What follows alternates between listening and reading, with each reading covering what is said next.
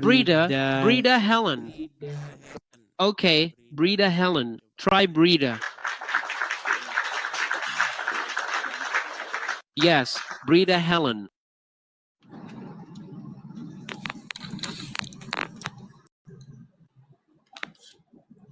Yes, hello there, Brida Helen. How are you? Hello. Yes, please turn on the camera. Okay. Are you from Malaysia?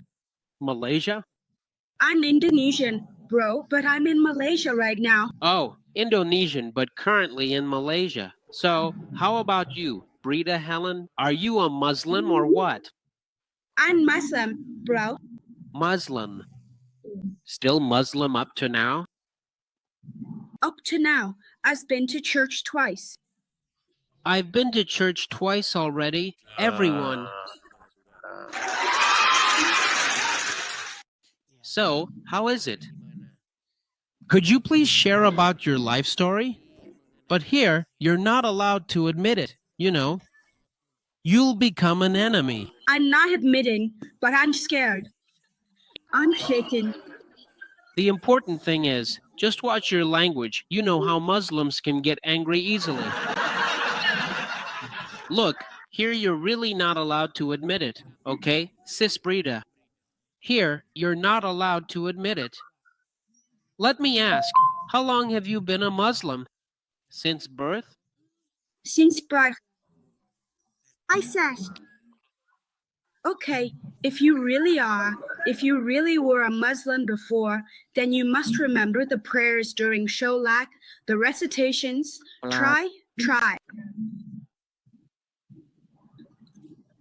You want me to recite a prayer? Up to you, whichever one you remember. Bismillahirrahmanirrahim. Al-Hakumatakasur Hala Sultamar Makkabir. Kala Safatalaman Suma Kala Safatalaman. Kala Lau Tolemin Ilmo Bishur Jesua Naujahil Suma Latin Salani Yama Isananana. Saya. Yes, how? There are more and more every day, friends. Every day now, more and more people who follow Muhammad are starting to speak up. Let's hear from Kak Brida. How did this happen, Kak Brida? How did you go from being a follower of Muhammad to now going to church? Go ahead. Here's the sin, Ban. Use nice language. People mad. Actually, this isn't because I started listening to you, Bang. Listening to you is something new for me. It's only been a few weeks. Before that, honestly, since I was a kid, elementary, middle, and high school, I went through a process that started with things like, for example, we had religious boarding events at school. They often invited speakers from outside, from all sorts of places. Every sermon always badmouthed another religion, and the focus was always on Christianity. Never any other religion, Hinduism, Buddhism, or anything else. Never, always Christianity. So, from the start, it was like they were indoctrinating us to hate, but I ended up losing respect. Like, why is it like this? Why is the Ustad's teaching this way? But since he's an Ustad, we're supposed to trust him, so I just accepted it. Even though my heart rejected it, I just listened and let it in. Then, my religious studies teacher back in elementary school, hopefully he's not here, once taught us about usury, but later I found out from my parents that this teacher was actually someone who lent money with interest, a loan shark. Basically, he lent people money with interest, so he was like the boss of it, the one who gave out the loans. So yeah, I lost respect too, even though his theory was pretty good when he taught. Why was he like that? Well, okay, maybe just let it go. Maybe that's just how people are. They might teach good things, but in practice, they might not be able to live up to it. Then there was my environment too. Back when I was in Indonesia, I once worked as an honorary teacher. There, maybe among all the other teachers who wore long sarai hijabs, I was the only Muslim who didn't wear a hijab or anything. It was like I was teaching but dressed more like a secretary, and my skirt was short too, above the knees. The other teachers looked down on me for that. They'd say, "Wear your clothes more properly," and I was like, "Am I not?" There was this feeling back then when I was an honorary teacher in college. Not now, but then none of the teachers wore hijabs. Everyone did their thing. I was accepted even without a hijab. But here, suddenly everyone's acting like a devout Muslim woman, you know? So I felt bothered, like I was the only one different, a teacher setting a bad example. So, fine, I wore a long, Sharia-compliant hijab, struggling with it, just following everyone else. Honestly, my heart wasn't really in it, bro. That thing would get caught on the motorcycle, bro. Even the mirrors or the turn signals would get covered, right? If we signal left, the rear light doesn't show. People behind can't see it. So, kids, every time I wanted to wear a hijab, I always had to follow what others were doing, wearing those long ones. I'd already put on the inner layer, and the hijab itself isn't cheap, it's expensive. Why does it have to be so complicated, so pricey? And I noticed even the teachers who wore long hijabs, when they were gossiping in the office, it was always about men. I don't think I'm a super devout Muslim, but I don't think it should be like this either. So I wondered, what is a real Muslim supposed to be like? There was also this thing about hating dogs, like my friend pretending to hate dogs so much he'd throw things at them. I was the one yelling, "Stop it." We even fought over it. It's like if you throw something at a dog, you go to heaven, just because this animal is considered haram, right? Yeah. So there were a lot of things I just didn't agree with. What's the deal with all this? Muhammad said that black dogs are the incarnation of the devil. And then, up to this point, there was an incident, something went wrong. There was this political situation. Back then, the governor was being protested by people from all over Indonesia, all wearing white. It happened at the mosque, and since my house is near the mosque, I saw it. The commander was coming back from the mosque, and everyone was gathering, saying, "We're going to Jakarta." For what? It was about religious blasphemy. I started thinking, what's the mosque for? Do you even know what the real issue is in politics? Why is everyone suddenly making such a fuss? So there were a lot of things that left me confused, like, what direction is this religion actually teaching us to go? Where's the goodness in all of this? Praying, praying. So if you pray but you don't even know the words, does it really reach your heart or not? Or is it just a bunch of movements, but it doesn't touch your heart? I feel like I'm already so Muslim, you know, I already feel really Muslim because that seems to be the standard. I feel like I'm not as good as them, like I'm looked down on, but I don't think my heart is as judgmental. I don't look down on people of different religions. Especially back then, bro, I was once at rock bottom, at my lowest point, and the ones who brought me down and took advantage of me at that lowest point were actually the Muslims around me. And the ones who lifted me up, who took care of me at that time, were all non-Muslims. They even prayed for me from afar with their own prayers. Yeah, Christians. But I just accepted it at the time. I accepted it, but I was confused. Like, oh, I just started to change, started wearing a Sairaj hijab, but now I'm being prayed for like this. Where am I headed? Until finally I watched Brida Helen, and with Brida Helen my eyes started to open a little. Oh, it turns out there really is something strange. Turns out, the weirdness I felt as a kid wasn't because I was lazy about religion or because I was weird. There really was something off, but I just never talked about it with my family. Every time I argued with my siblings, I always ended up cornered, always at a disadvantage because they were seen as more pious, you know?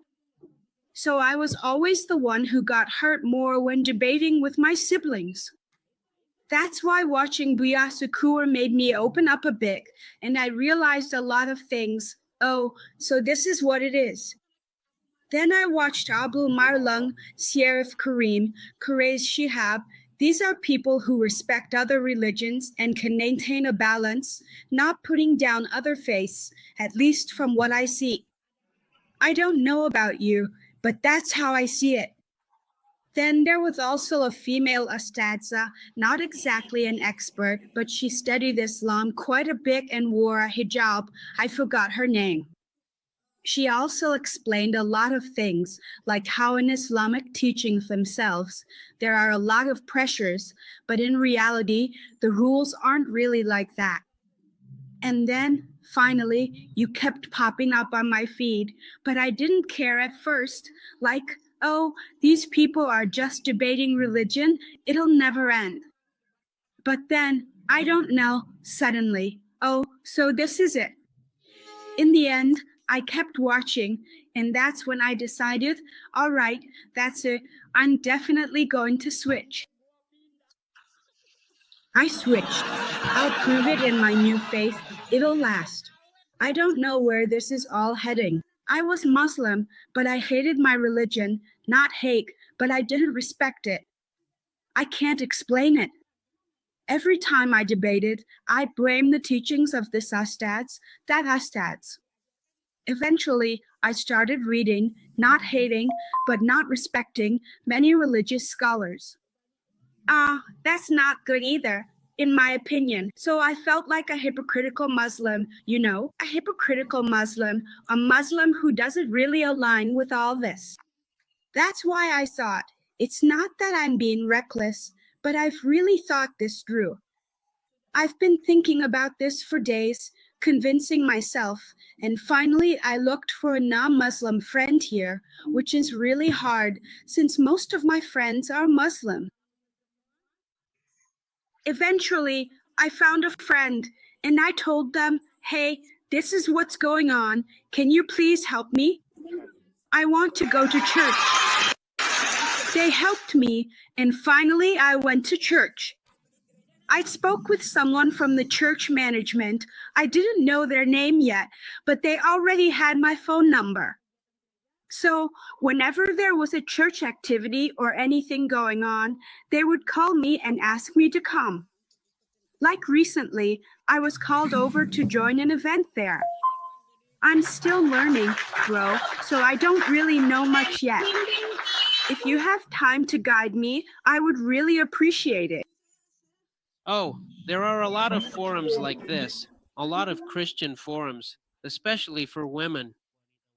There are even some on TikTok channels where people share their stories. There's one channel, for example, called Yuli. But I don't know, maybe my friends in Indonesia know about it, but for some reason they haven't told me. If they did know, of course they'd be surprised. I'm sure that someday there will definitely come a time. I haven't told my family yet, and honestly, I don't want to. I'd rather let things come out on their own, as telling them would just lead to conflict. I'm living on my own here. Even when things get tough, I'm the one who has to pick myself up. When I hit rock bottom, I got back up alone. So I think it's fine. If my family wants to cut me off, that's okay. If they respect me and accept our differences, and there's no need to argue, then we can still be a family. But if they reject me, it's not a problem. I'm already used to being on my own, even in different countries, so it's not an issue.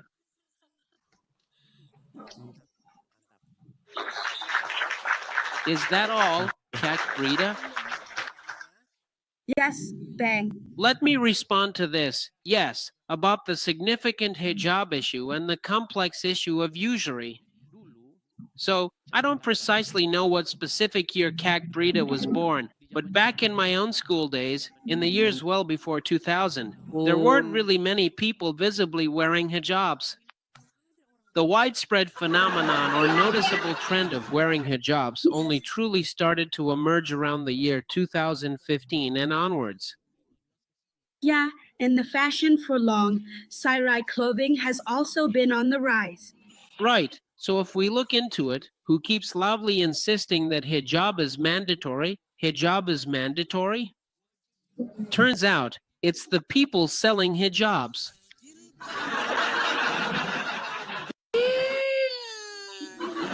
Just imagine, motorcycles are specifically designed so that their turn signals are clearly visible, right? This ensures optimal safety for riders and other road users. But for Muslims, especially those wearing long, flowing sarai hijabs that even cover the mirrors, the more the mirrors are covered, the more pious you are, the more likely you are to go to heaven, because you'll get hit faster. How does that make sense?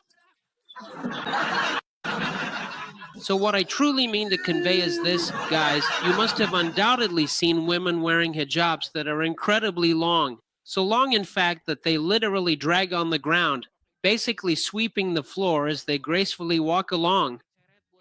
Just take a moment to really think about it. A person's genuine faith isn't solely determined or defined by their external clothing or attire.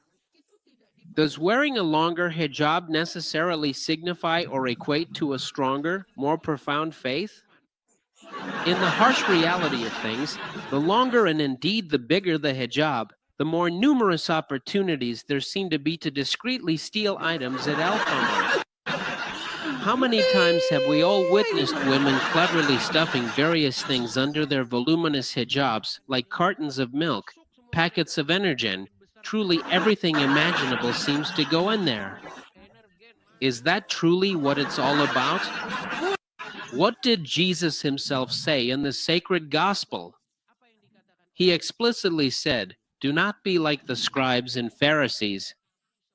Don't ever be like those self-righteous religious leaders who absolutely love to stand prominently on street corners in their long, flowing, and ostentatious robes with those big, round, and rather conspicuous things, almost like coconuts, adorning their garments.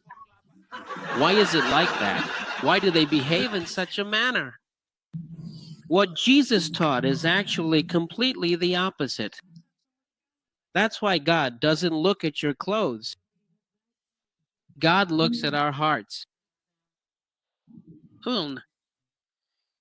So, yeah, when I first entered the church environment, it really did feel different. That's what I experienced. What I mean is, the important thing is just to dress modestly. You don't need to wear expensive things or spend millions just to wipe something and then think you'll get into heaven because of that. It's not like that at all. Besides, that kind of attitude, always interfering and cornering, makes us uncomfortable too. We don't like being treated that way, like, hey, you're always looking for my flaws, but it's not like you're a perfect Muslim either. I could protest, but I don't criticize. But you know, Kak Brida, actually the history of the hijab, back then it was actually a uniform, sorry to say, it was a uniform for using the bathroom.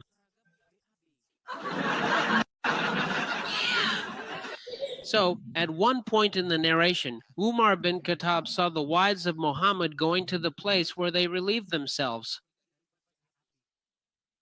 Then Umar bin Khattab suggested, "O Messenger of Allah, what if your wives were given the hijab?"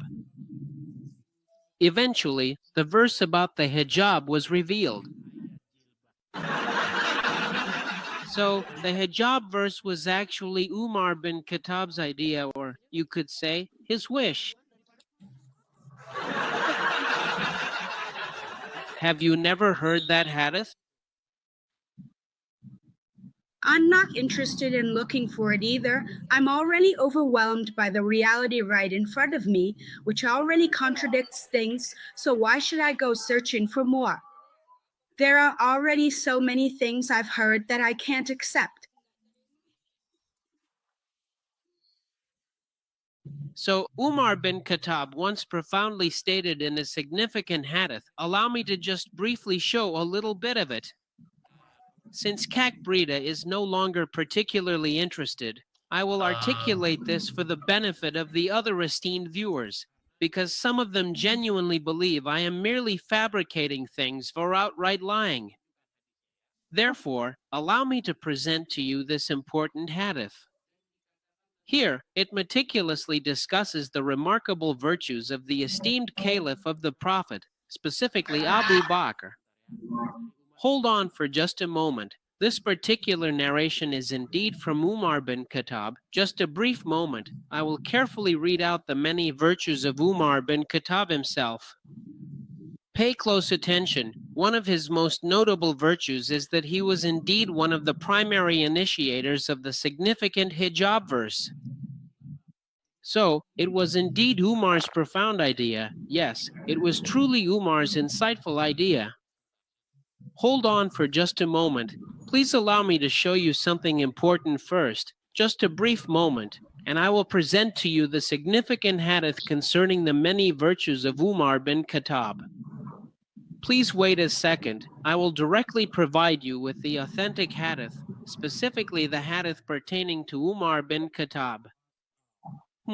Just a brief moment of your time.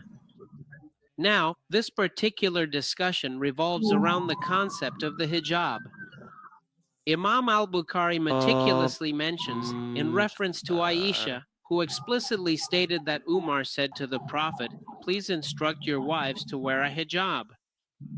However, the Prophet, peace be upon him, did not immediately implement it at first.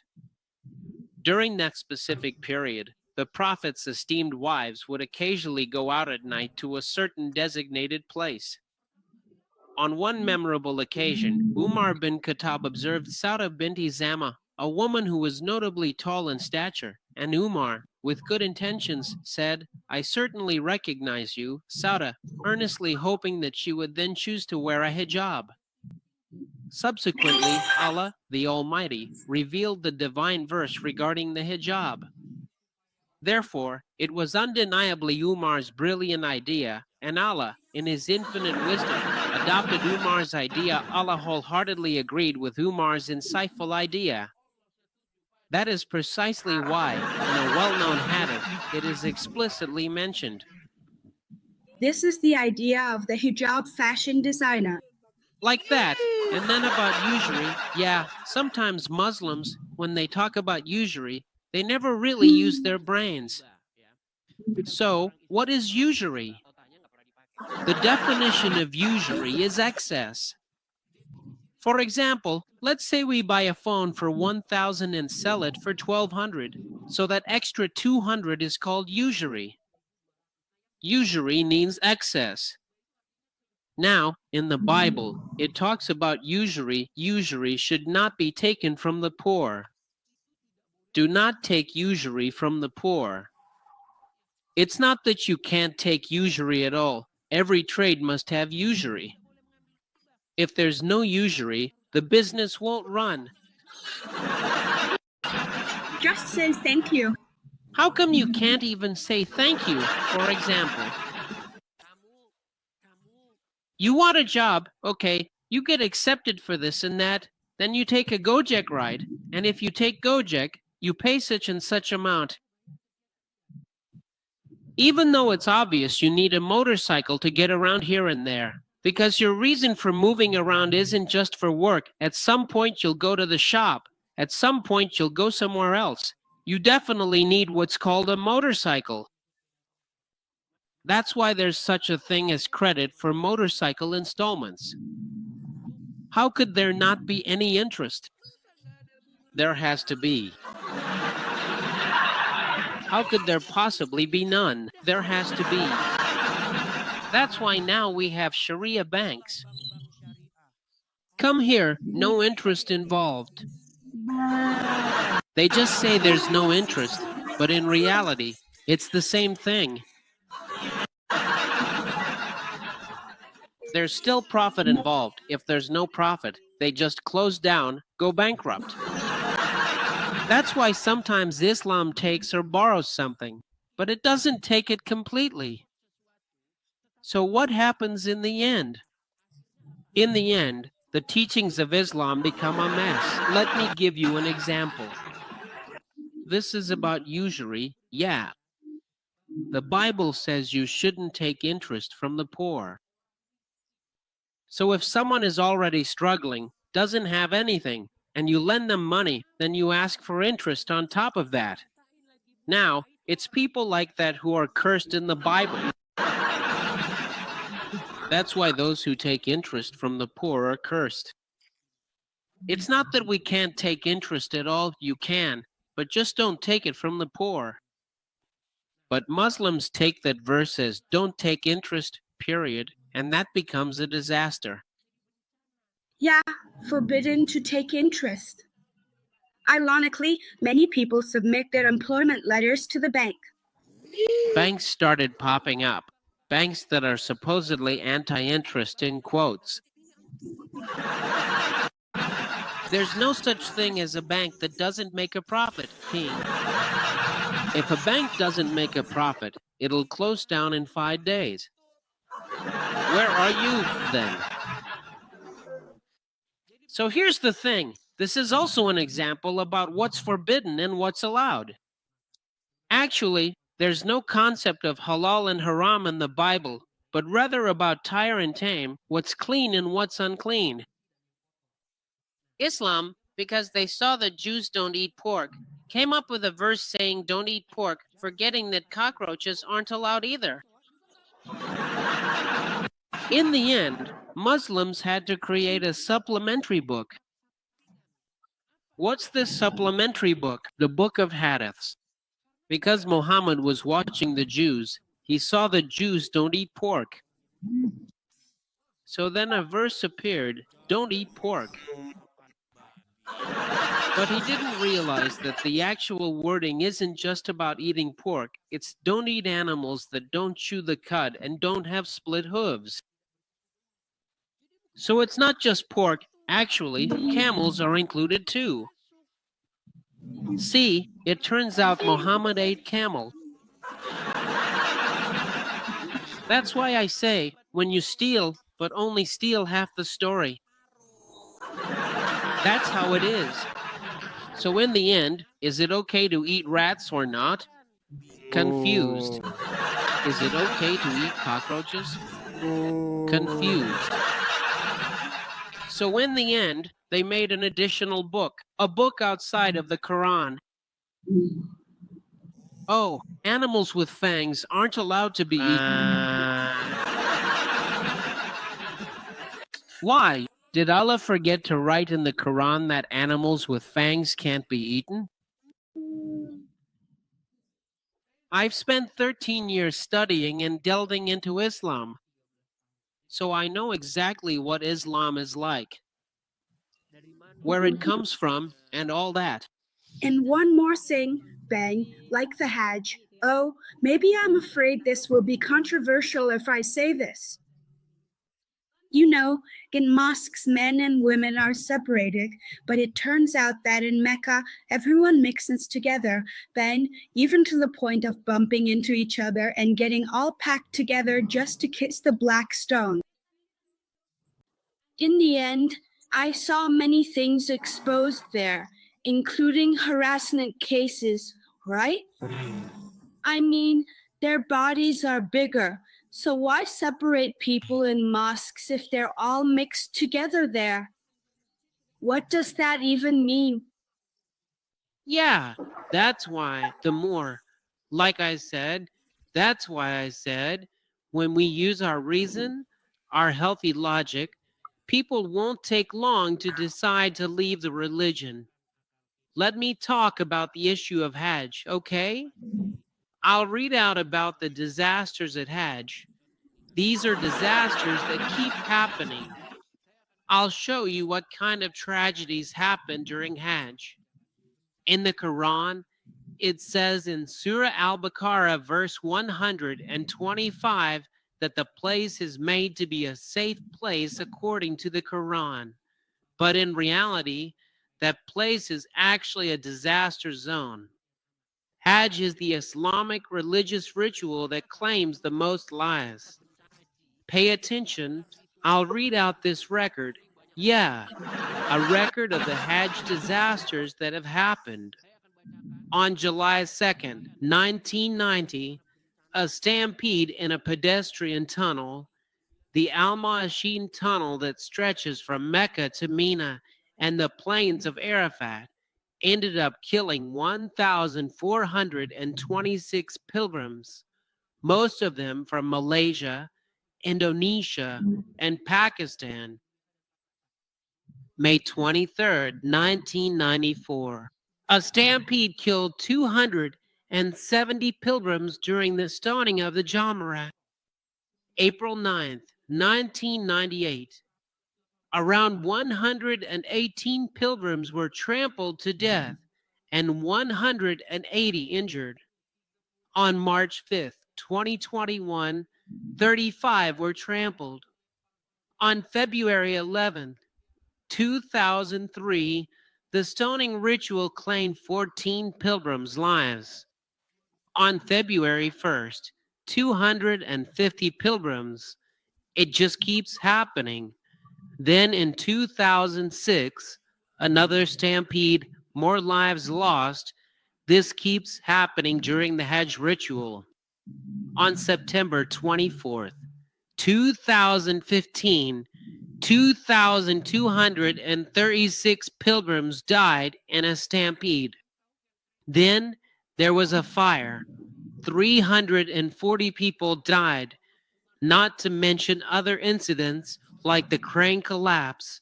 And then there's violence, protests, the siege of Mecca. 942 Hajj caravans returned. They're actually proud of it, bro, because they consider it martyrdom. Yeah, even though in the Quran it says, let me show you the verse, that Masjid al-Haram is supposed to be a safe place according to Allah. Let me read it. Al-Baqarah verse 125. Yeah, that's why. Actually, we would have to stop believing in the Quran if we use our reasoning. Pay attention and remember when we made the house, the Kaaba, a place of assembly for mankind and a place of safety. Look, a place of safety, a place of safety. And some of Ibrahim's station was made a place of prayer, and so on and so forth. This is supposed to be a safe place, but in reality, Masjid al-Haram has become an unsafe place. Pickpocketing, sexual harassment, people getting trampled, so many people dying. How can you say this is a safe place? Remember that viral story about the woman who cried because she was harassed at Baitullah? I thought in Baitullah people would be, but it turns out I was harassed. So, this is one of the platforms or media for us to speak out. Maybe sometime, if there are other Muslim women or men, you can come here and share your story about your journey leaving Islam. It's the same for me, but at my current age, how do I get into this? I only really made up my mind at the age of 48. Well, 47 going on 48, when I finally decided, okay, I'm going to make this decision. Because in Islam, they're clever, you know. If you die in the process of converting, that's also considered something. They use that to scare you. If we're Muslim and then we leave the faith, there's also this social position that makes it feel like once you're in Islam, you're locked in. So that's why This is one of the reasons, one of the tasks, really, to make people realize that it's just an attempt to stop you from daring to think. They're scaring us. Yeah. There are so many things that I just can't agree with, to the point where I started to wonder, where is this all leading? Where am I going with this faith? Are you just fasting, praying, praying? I saw one of my friends just collapse. Every night, drinking, but still a husband. And he's a Muslim. He hadn't even finished his application, but he was already praying. Yeah, exactly. That's why there's not a single scientific study that proves if you move your hands like this or like that, then your behavior will automatically become good. It doesn't prove anything. That's why in Islamic teachings, there's such an emphasis on ritual bodily movements. If you don't do it like this or like that, your prayer isn't valid, it's considered void. And if you ask, why do you have to move your hands like this in Islam? I don't know. Try asking a Muslim, why do you move your hands like this? They'll definitely answer, oh, it's because of Tawhid, just making things up. Why do you move your hands like this? Oh, it means throwing your burdens behind you, just making things up, that's all. Yeah, I see the theories are all nice, but in practice, a lot of people don't want to do it because it's just talk. Those teachings are just there. I don't. I don't know, let's try, Brida. Brida, just imagine, yeah, I also can't really follow those kinds of teachings. Can I give an example? For instance, sorry, there seems to be a delay, friends. Let me give an example. Let's say there are two Muslims. One is rich, the other is not. Now, the one who isn't rich, let's say he's a construction worker, a pedicab driver, or maybe a street food vendor. Imagine he just opens his stall, say, at 3 p.m., and people are already lining up to buy his food. Then he's told to go pray. The customers leave and go somewhere else. At Maghrib, when people are hungry, he leaves his stall to pray. So, do you want to sell your food? Or do you just want to show people that you're praying? I came here to buy your fried rice, but you just point out that you're praying. This actually happened to me. I was starving, really hungry, wanted to eat fried rice, but it turned out the vendor was praying right in the middle of prayer. So I left. I went somewhere else, moved to another place. Why? Because at the other place, the food was already ready, already cooked. Here, I was told to wait for him to finish praying. Did I come there just to see a sign saying he was praying? Of course not. I went there to eat because I was already hungry. My stomach was growling. Now, maybe people imagine that for the rich. Even if they pray so much their foreheads turn black, it's no problem because they're already rich.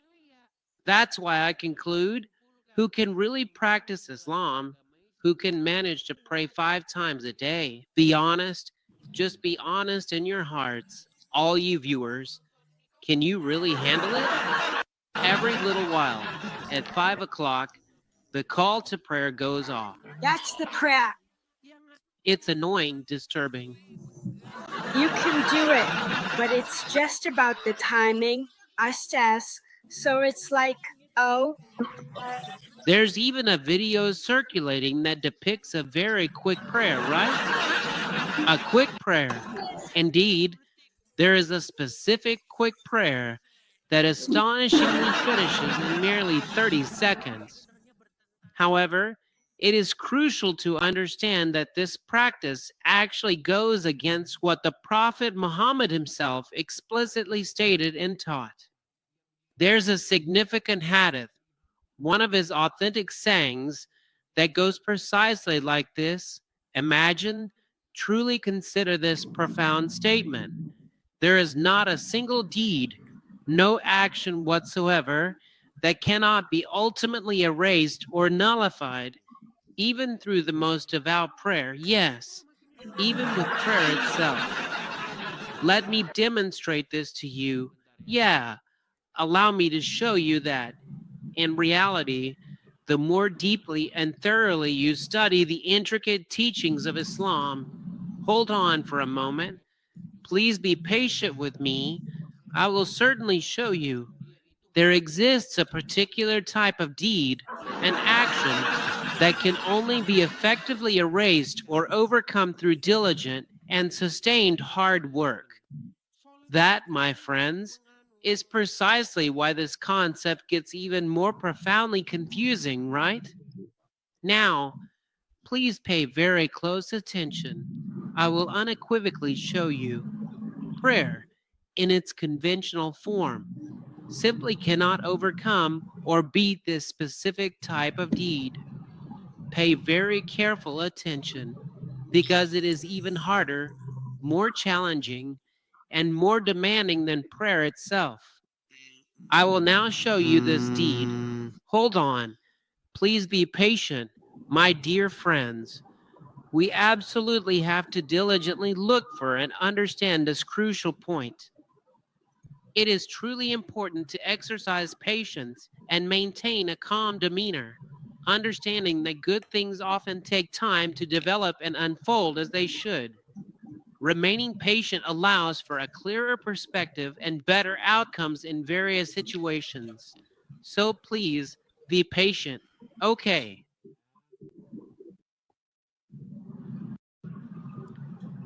Anyway, there's a hadith that says exactly that. How even that can't be erased by prayer, but only by working hard until you sweat. It exists. You can look it up yourselves. That's why it's confusing, you know? If you read the hadith, it actually says you should prioritize work over prayer. But in another hadith, it says that whoever doesn't leave their work for prayer will end up in hell. The more I study it, the more my head spins. There is a hadith about it. I just can't show it yet because I don't have the right keywords. Bro, in Christianity, is there anything like if you recite this prayer 7,000 times, you'll get this reward? Or if you want this, you'll suddenly get fortune? I actually tried that once, man, until I got exhausted for months even. In the end, I just said, if you want money, you have to work hard. There's no such thing as just sitting around reciting something and wasting your time reading. So in the Bible, it's clear. Seek and you will find. Knock and the door will be opened. I ended up spending all my time working because of that.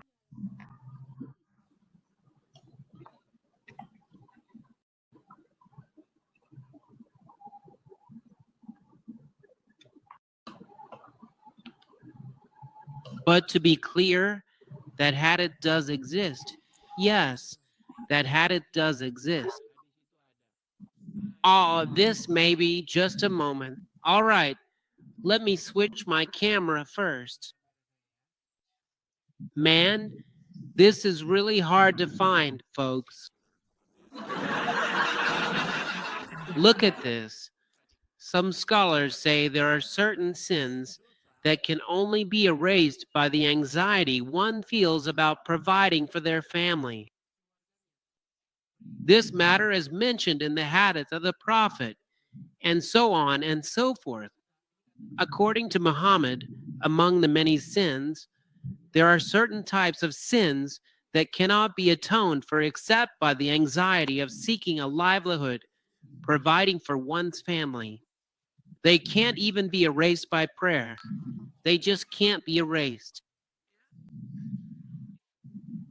But in another verse, it says that if you abandon prayer, even if it's because of your job, you'll be cast out. Basically, the more you study it, the more confused you get, that's for sure. Here, the prophet said, whoever has daughters and provides for them and treats them well, so that Allah makes them independent of their father, then Allah will grant him paradise, and so on. Here, just read this carefully, and you will certainly find the hadith. There is indeed a specific hadith that explicitly states there is one particular sin that absolutely cannot be erased or forgiven except by working extremely hard and diligently. Even sincere prayer will not effectively erase that specific sin. It is clearly there. Just read it thoroughly. But in another distinct hadith, it explicitly says that if you happen to miss prayer because you are diligently guarding something important, one side of the interpretation says this particular thing, while the other side says that different thing. Even if you unfortunately miss Friday prayer 3 consecutive times, well, that is indeed the final consequence. Here's another.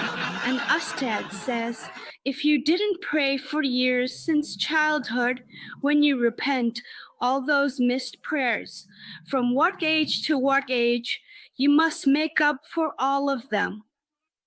I started counting, wow, how many?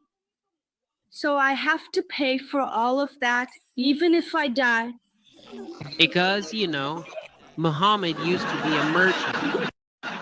But just imagine, according to Muhammad, whether someone goes to heaven or not is determined by weighing their deeds, whether their good deeds outweigh their sins or vice versa. If their sins are heavier, then they go to hell. If their good deeds are more, then they go to heaven. But that teaching actually contradicts Muhammad's own teaching, which says that entering heaven is actually because of Allah's mercy, not because of our deeds. Basically, the more you study it, the closer you look, the more confusing it gets. Scholars often disagree. One says this, another that. So, who should we follow? Here, let me read the hadith, okay? For Muslims, that's really the teaching of Muhammad too, that your deeds will be weighed, and whichever is heavier, that's what counts. But Muhammad's teaching actually contradicts Muhammad's own teaching. Just imagine, Muhammad's teaching contradicts Muhammad's teaching. Here, let me show you. Look at this. What does it say here? No one's deeds can get them into paradise, and saving someone from hell, not even me.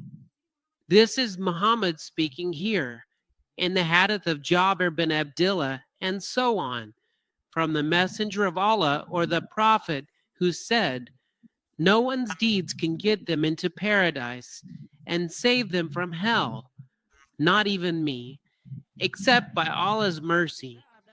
So it turns out that what gets people into paradise is Allah's mercy, not their deeds. But in other hadiths, it says, whoever does this will enter paradise, whoever. Haven't you often, back when you were a Muslim, haven't you often heard, whoever helps a dog drink water will enter paradise? Whoever performs this prayer, the obligatory prayer or whatever, will enter paradise. But in another verse, it says no deed can get you into paradise. That's why I say This Muhammad. Wait, this is crazy. Who made this hadith or whatever? I get confused myself. So what's the conclusion? Come on, is there? They also say that if you have children, your children will pray for you so that you'll be helped by your child. But what about me, who doesn't have children? Please pray for me, even those who Those who don't want children, they don't want to give me. Even in the hadith, Muhammad guaranteed that 10 of his companions would enter paradise. Companions who were already guaranteed paradise. Umar bin Khattab, Abu Bakr, they were already guaranteed by Muhammad to enter paradise. Meanwhile, according to this verse, Muhammad himself is not guaranteed paradise. The one who said this is Quraysh Shihab. Quraysh Shihab said, that's not true. Let me repeat once again, that's not true. You know how Quraysh Shihab talks, right? Like this, show it. Here, Quraysh Shihab. Wow, thank you, Mr. Agas Ibrahim, Mr. Wasif. Here, Quraysh Shihab. Let me show you Quraysh Shihab's statement that Muhammad himself is not guaranteed paradise.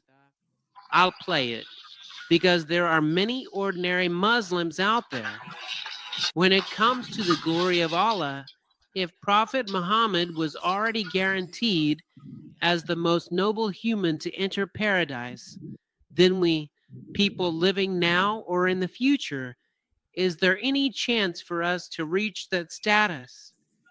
At the very least, even a fraction of it. One thing first, it is not true, let me repeat, it is not true that Prophet Muhammad has already been guaranteed paradise. Paradise is a prerogative right. It's not true that Muhammad is guaranteed paradise. Where does that come from? Because Muhammad himself said in a hadith, no deed can make someone enter paradise. But in another hadith, Muhammad says, whoever does this, does that, will enter paradise. There really is a hadith about it. Here, let me play it again. What is it that makes someone enter paradise instantly? Here, this is about deeds, okay? Let me show you how a deed can get someone into paradise. Pay attention. Whoever says La ilaha illallah Muhammad or Rasulullah will enter paradise. Everyone from the Ummah of Muhammad, peace be upon him, will enter paradise, he says. Then a companion asked, what if he commits adultery? What if he steals? The Prophet said, even if he commits adultery, even if he steals, he commits adultery, he steals, he still enters paradise. Look, on one hand, Muhammad says there are no deeds that can get someone into paradise. But the next morning, Muhammad says, whoever recites the Shahida will enter paradise, even if he commits adultery, even if he steals. That's why I said, if you were Muhammad's student, you probably wouldn't go to school anymore tomorrow. One moment he says this, another moment he says that. How are people supposed to trust what Muhammad says?